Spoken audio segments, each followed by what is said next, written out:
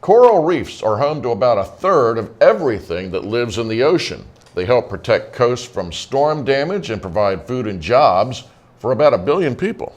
But rising ocean temperatures and increasing acidity are destroying these coral reefs at a rapid pace. On Australia's Great Barrier Reef, for example, nearly 75% of the corals have died.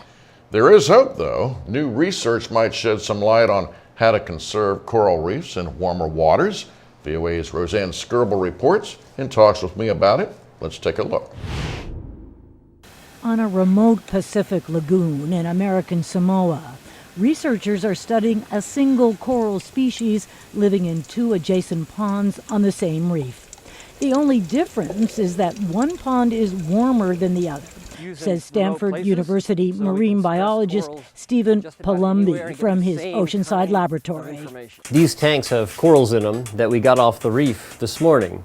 By this afternoon, this one is alive, but this one's dead.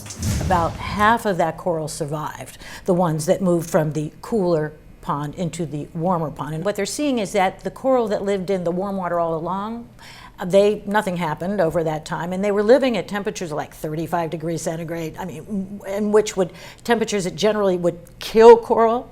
That's kind of like the edge of where coral would be killed, but they weren't killed. They have a certain gene that the other coral didn't have. So what they saw is that the coral could adapt, and that this coral and certain other coral could live there, which is kind of good news. We estimate that it would take about 50 to 100 years for evolution to generate this kind of change, mostly because corals are very long-lived animals, and the generation time is quite long. So it sounds like, at least what he found, this is different coral than obviously what might be in the Great Barrier Reef or in the Caribbean, because they're not adapting. Well, some pockets of coral, and that's Okay. that's what he's doing now.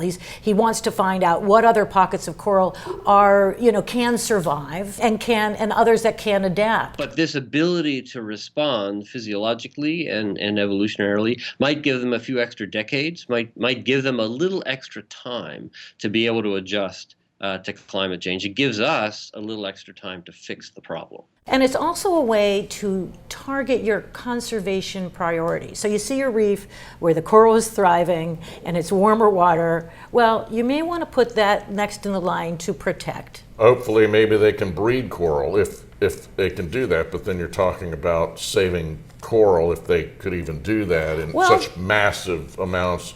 Well, that's true. And also the planet Caribbean is warming up faster than perhaps these actions can be taken. But obviously, to reduce warming, we have to reduce emissions. And those emissions come from cars and from power plants and buildings. And humans are putting this into the atmosphere. So much of life evolves around coral. The fish, I guess, feed off of it. It's, I guess, a life support. Correct. It's a life support. It's a nursery. It provides jobs and it provides habitat and protects the coast. If we don't have these reefs, if these reefs are dead, and what a dead reef is, we talk about coral bleaching.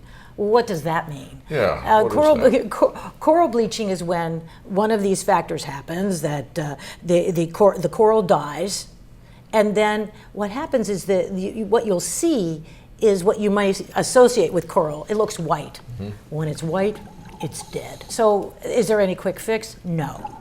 Can we reduce emissions? Yes. Palumbi says the study suggests that as the ocean warms, some corals can adapt, but not, he fears, as quickly as the planet heats up.